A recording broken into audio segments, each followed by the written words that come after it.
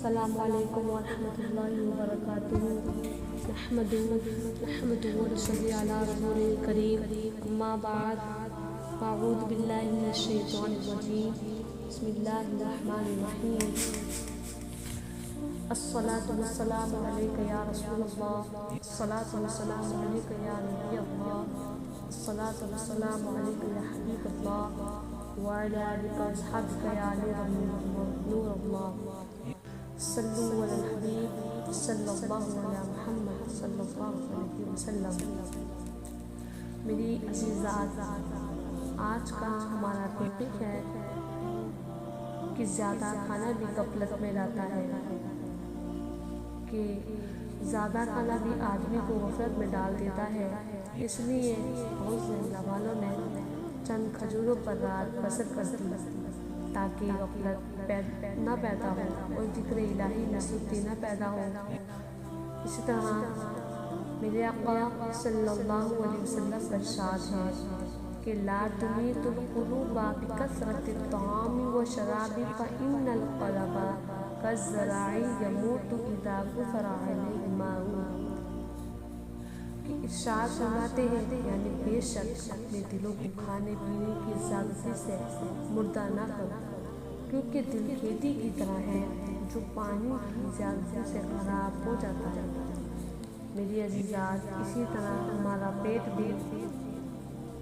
کھیتی کی طرح ہے کہ زیادہ کھانے سے خراب ہو جاتا ہے اور صحت پر بہت اثر۔ میرے آقا صلی اللہ علیہ وسلم نے ارشاد فرمایا کہ آدمی اپنے پیٹ سے بڑھ کر کسی برتن کو برائی سے نہیں بھرتا۔ انسان کے لیے چند لقمے کافی ہے۔ انسان کے لیے ضروری ہے کہ اپنے پیٹ کے 3 حصے کرے،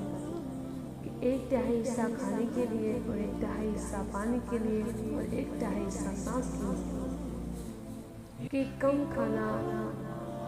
اور بھوک اور پیاس کا ثواب جو ہے وہ جہاد کی طرح ہے، کہ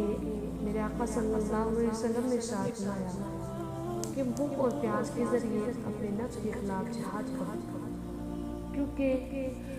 اس کا ثواب اللہ کے راستے میں جہاد کرنے والے کے ثواب جیسا ہے۔ کہ کیا ارشاد فرماتے ہیں کہ وَإِنَّهُ لَيْسَ مِنْ عَمَلٍ أَحَبُّ إِلَى اللَّهِ مِنْ جُوعٍ وَعَطْشٍ، یعنی بے شک اللہ تعالیٰ کو بھوک اور پیاس سے بڑھ کر کوئی عمل پسندیدہ نہیں ہے۔ میری عزیزات،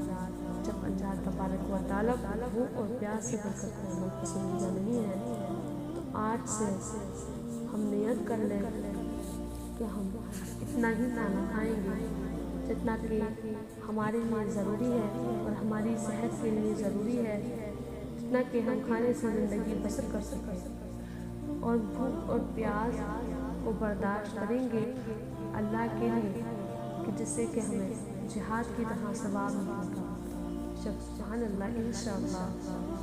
کہ میری عزیزات، بھوک اور پیاس کے ذریعے انسان جنت کا دروازہ کھٹکھٹاتا ہے، کہ ہماری ماں عائشہ صدیقہ رضی اللہ عنہا فرماتی ہے کہ میں نے محبوب خدا رسول صلی اللہ علیہ وسلم سے سنا ہے کہ صحیح بخاری کی ایک حدیث پاک ہے کہ آقا کریم صلی اللہ علیہ وسلم نے فرمایا ادیموا قرع باب الجنۃ یفتح لکم، یعنی جنت کے دروازے کو کھٹکھٹاتے رہو، تمہارے لیے کھول دیا جائے گا۔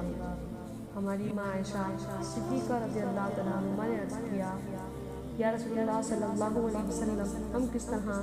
جنت کا دروازہ ہمیشہ کھٹکھٹائیں کہ بھوک اور پیاس کے ذریعے انسان جنت کا دروازہ کھٹکھٹاتا ہے، اور دوسری بات یہ معلوم چلی کہ بھوک اور پیاس کا ثواب جو ہے وہ جہاد